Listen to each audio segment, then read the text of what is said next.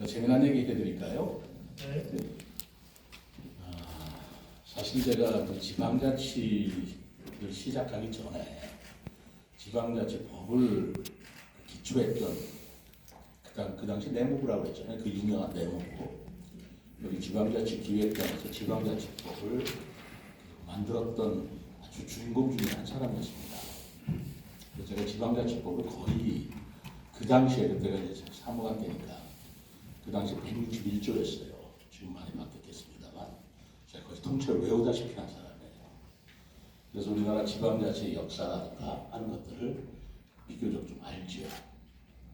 근데 주민자치회를 보면 이게 읍면동 단위로 돼 있는 거잖아요. 그렇죠? 우리 어르신들 좀 연세 많으신 분들 혹시 기억을 살린다면 옛날에 동사무소라고 하지 않고 동회사무소라고 이렇게 불렸던 거 혹시 기억하십니까? 그렇죠? 면사무소라고 하지 않고 면회라는 말을 쓰기도 했어요. 동회사무소, 동회 간다는 말을 쓰기도 했어요. 그래서 지방에 사시는 분 기억나세요? 네. 좀 이상하지 않아요? 좀 이상하죠? 동회가 뭐예요? 동회사무소 간다. 동사무소가 아니라 동회 간다 그때 그랬어요. 기억나시죠? 왜 그러신지 제가 설명을 해드리면 굉장히 이해가 되실 겁니다. 우리나라 지방자치가 1991년도, 93년도, 5년도 이렇게 시작을 했는데 그때 시군구, 세종시는 훨씬 뒤의 얘기고요. 그때 연기군 시절이거나 아니면 총원이 대통령부가 했던 그때 시군구 단위로 지방자치를 실시했어요. 그래서 시장 군수 부총장을 선거를 뽑고 시군구 의원을 선거를 뽑는 지방자치가 실시된 거예요. 근데 사실은 전 세계적으로 볼 때 지방자치 단위가 우리나라만큼 큰 나라가 없어요. 지금은 이제 많이 인구가 소멸됐지만 그때 우리가 설계했을 때 시군구의 평균, 군의 평균 인구가 9만이었습니다. 그러니까 9만 명을 단위로 한 기초자치단체는 전 세계적으로 굉장히 큰 거예요. 그럼 세계적으로 어느 정도 규모로 할까요? 일본은 3,000명 규모입니다. 3,000명 내지 많아봐야 10,000명이에요. 그래서 일본은 시정촌이라고 해서 그런 기초자치단체가 3,000개가 넘어요. 거기에 비해서 우리나라 238개는 굉장히 숫자가 규모가 큰 거죠. 사실은 그게 그렇게 시작한 게 아니고 1961년 이후에 우리나라 지방자치 실시한 적이 있어요. 그때 어떻게 시작했냐면 읍면동단이 됐습니다. 그래서 읍면동에 의원들을 뽑았는데 그때 읍회, 면회, 동회라는 말이 생긴 거예요. 그러다가 1961년도에 그때 박정희 대통령이 5.16을 하면서 폐지를 했어요. 폐지를 하고 지방자치법에 보면 남북 통일이 될 때까지는 지방자치를 연기한다, 보류한다 이렇게 규정을 했기 때문에 남북 통일이 될 때까지는 지방자치를 실시하지 않고 1961년도에 바로 읍회, 면회, 동해에 그 의원들 그분들이 이제 선거를 안 하고 안 뽑게 된 거예요. 기억나실까요? 옛날에 그랬어요. 그리고 지방자치를 안 하다가 1987년도에 노태우 그때 대통령 후보가 6.29 선언을 하면서 지방자치를 선포를 했죠. 발표를 했죠. 그래서 지방자치가 다시 시작이 된 것이고 1987년도에 노태우 대통령 바로 직전에 후보가 그런 얘기를 했기 때문에 대통령이 됐으니 지방자치를 해야 될 거 아니에요. 그래서 지방자치를 다시 하게 된 바로 그 자료를 저희들이 한 거예요. 그게 91년도였습니다. 여기가 딱딱 떨어지죠. 네. 그러면 다시 한번 그 필름을 되돌려 생각해 보면 지금 읍면동 땅의 주민자치회 이것이 진정한 지방자치의 단위라고 저는 생각합니다. 읍면동 단위에 여러분들 그 위원회라고 되어 있으시지만 그분들이 진정한 지방자치의 지방의원들이라고 나는 생각합니다. 그렇게 시작을 한 거예요. 지금 두 분 시의회 의원님도 계시지만 그 뒤에 우리가 지방자치 단위를 기초 또는 광역으로 나눠서 그 시민들이 굉장히 큰 대륙의 의원들 하시는 거나 다름없어요. 그러다가 생각해 보세요. 복합 커뮤니티 센터라는 말 있잖아요. 좀 이상하지 않아요? 왜 느닷없이 커뮤니티 센터라는 영어가 왜 나와야 되는 거예요? 사실 그게 말이 썩 좋은 말이 아니에요. 근데 그 커뮤니티라는 말이 나온 것은 그게 읍면동 단위로 있는 건데 보세요. 동회, 연회, 읍회 그 회가 바로 커뮤니티라는 말이에요. 커뮤니티라는 말은 공동체라는 뜻입니다. 그래서 그 뒤에 이제 세월이 지나서 그때는 제가 다시 이제 지방자치 제도과장을 할 때였어요. 그때 어떻게 생각했냐면 우리가 읍회면회는 없어졌는데요. 동회면회라는 말을 쓴다. 근데 동사무소 명사무소를 쓴다. 이렇게 쓴다.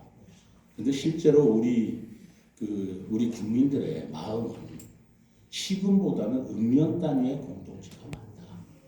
그게 마음을 모으기도 편하고 그분들을 단위로 지방자치하는 것이 맞다. 근데 지방자치 단위는 시군구라는 큰 단위에서 하다 보니 읍면 동 단위에 서로 공동체를 가다듬는 그런 활동의 공간이 필요하다. 읍면 동 사무소가 행정공무원들이 일을 하는 사무소가 아니라 옛날에 읍면동에서 의회가 있었듯이 바로 공동체 활동을 하는 공간의 장으로 바꾸자. 그래서 읍면동 커뮤니티 센터라는 말이 나오게 됐고 그렇게 시작이 된 겁니다. 뭔가 좀 줄거리가 확실하게 이해가 되시죠? 네. 그렇게 생각하신다면 그리고 이게 맞아요. 제가 산 증인이죠. 그런 연유를 여러분들이 쭉 밟아서 생각하신다면 오늘 주민자치위원들 여러분들이 깨서가 진짜로 명예직이든 봉사직이든 무슨 수당이라고 쥐꼬리만큼 받긴 하지만 사실은 우리나라의 가장 커뮤니티, 공동체의 단위가 될 수 있는 곳에 여러분들이 대표하시는 분들이라고 저는 생각합니다. 그러니까 여러분들이 사명이 굉장히 커요. 사실은 지방자치 처음에 설계할 때 시군구 단위로 할 것인지 읍면동 단위로 할 것인지 그 읍장면장을 선거로 하고 시군구를 없애고 그리고 도도 좀 크게 자르고 이런 논의를 안 한 게 아니었습니다. 그때 여러 가지 논의를 했었어요. 그러나 어떤 그 체제를 우리가 제도적으로 만들건 간에 우리나라 사람들의 가장 마음속의 공동체는 읍면 동단이에요. 시군만 해도 조금 커요. 그렇지 않습니까? 우리나라 행정구역 역사가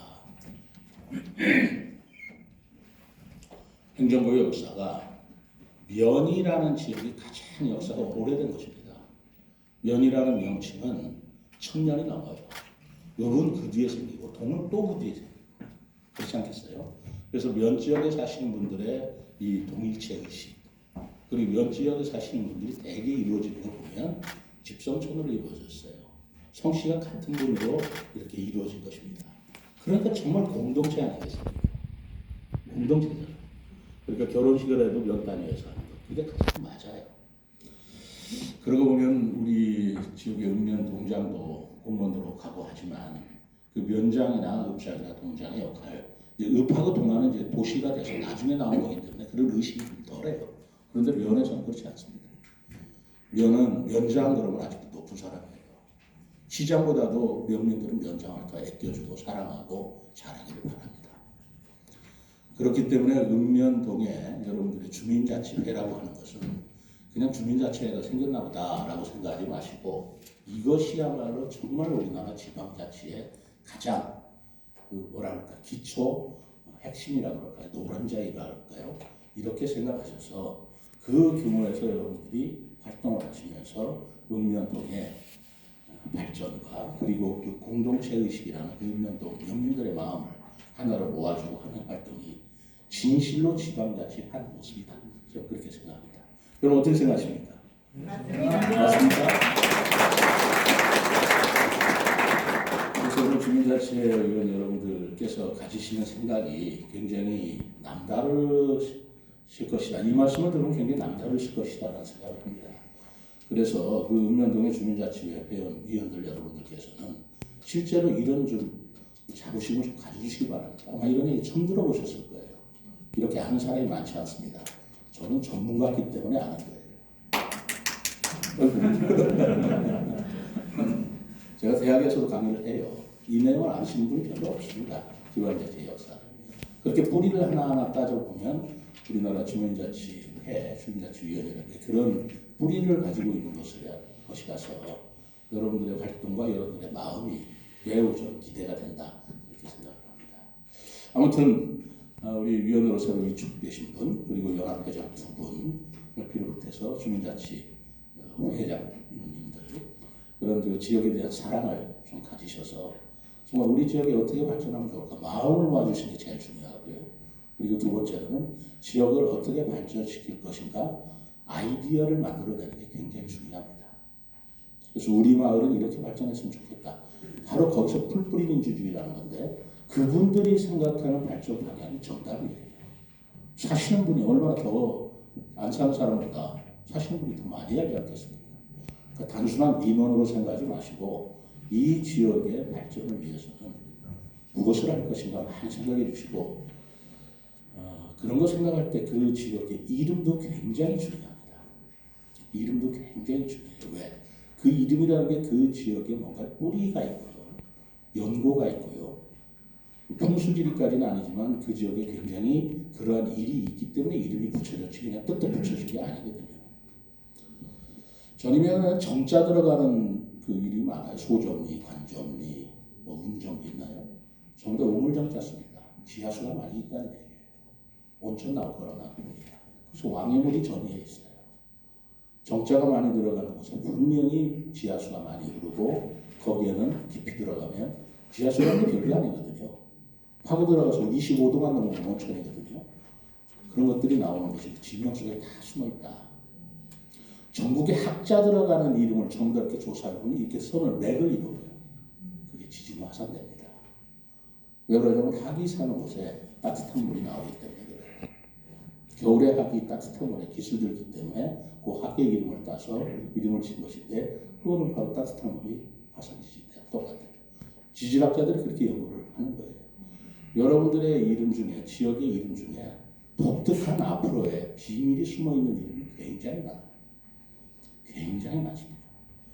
그런 걸 주로 여러분들께서 그 향토 연구를 하셔가면서 저기 발전을 좀 생각해 보시고 그리고 마음을 모아주시고 그런 것과 저희 공무원들이 같이 한다면 우리 세종시가 지금까지 세종시를 뛰어넘어서 제가 울트라 세종이라고 얘기하잖아요. 울트라라는 것은 초월할 때 초자를 말하는 겁니다. 뛰어넘는 뜻이죠. 좀 길어진 이유는 누가 울트라 세종이라고 했더니 한글을 표방하는 세종에서 왜 영어를 쓰느냐 이런 말해요. 뭐 일리 있습니다. 그런데 저는 한글을 정말 사랑합니다. 그래서 교장이나 담임은 한글을 쓰지만 한글을 사랑한다고 해서 한글이 닫혀버리면 안 돼요. 우리 세계로 나가야 됩니다. 우리 한글에 없는 단어는 외국어 외래어 써도 괜찮은데 있는 단어를 굳이 외국어로 쓰면 안 되지만 없는 단어를 억지로 한글로 어떻게 표현할 수 없는 거 그냥 써도 되는 거예요. 한글을 사랑하지만 한글에 갇혀서는 안 되고 자식을 사랑하지만 자식에 갇혀서는 안 됩니다. 남의 자식도 이뻐해야 되잖아요. 이런 넓은 마음을 가지시고 우리 세종시를 뛰어넘는 역할을 좀 해주시기 바랍니다. 감사합니다.